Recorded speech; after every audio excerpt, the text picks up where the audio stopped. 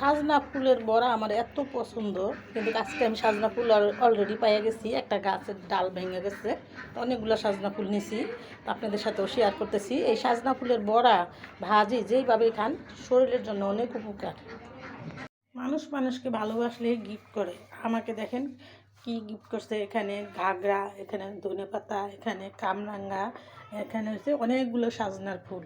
তো কার কার এরকম সাজনার ফুল কমেন্ট করে জানাবেন। যার পছন্দ চলে আসবেন আমার বাড়িতে, আমি আপনাদের বড়া বানিয়ে খাওয়াবো। আর নতুন নতুন ভিডিও পেতে সাথেই থাকবেন। আমি মানুষটা সাধারণ কাজ, রান্না বাড়াও আমার সাধারণ। এখানে আমি এই যে মসুরির ডাল আর পোলার চালের খুদ নিছি, আর এখানে সাজনা ফুল নিছি।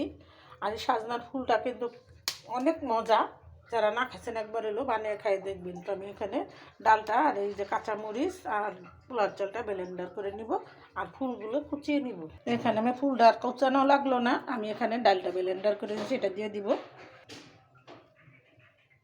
এখানে কিছুটা নুন দিয়ে দিলাম, সামান্য একটু হলুদের ফাঁকি, এগুলো দিয়েই আমি ভাজবো। আমি বেশি কিছুই দিব না।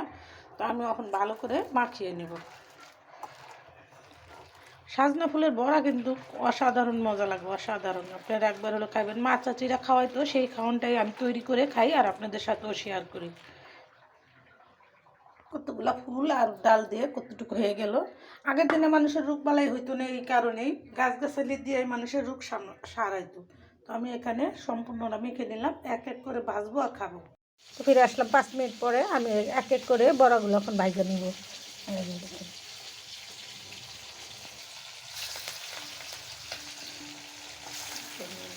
এই বড়া কিন্তু মুচমুচে গরম গরম খেতে খুবই ভালো লাগে। আপনারাও এরকম করে বানিয়ে নেবেন। আমি যেইভাবে বানাইতেছি আপনারাও এরকম করে বানিয়ে খেয়ে দেখবেন, অসাধারণ স্বাদ। মুচমুচে করে সম্পূর্ণ বড়াগুলো আমি ভাজা নিচ্ছি। আর এটার সাথে লাল মরিচ আছে, তো লাল মরিচ দিয়ে আর গরম গরম ভাত দিয়ে ডালের বড়া খেতে খুবই মজা।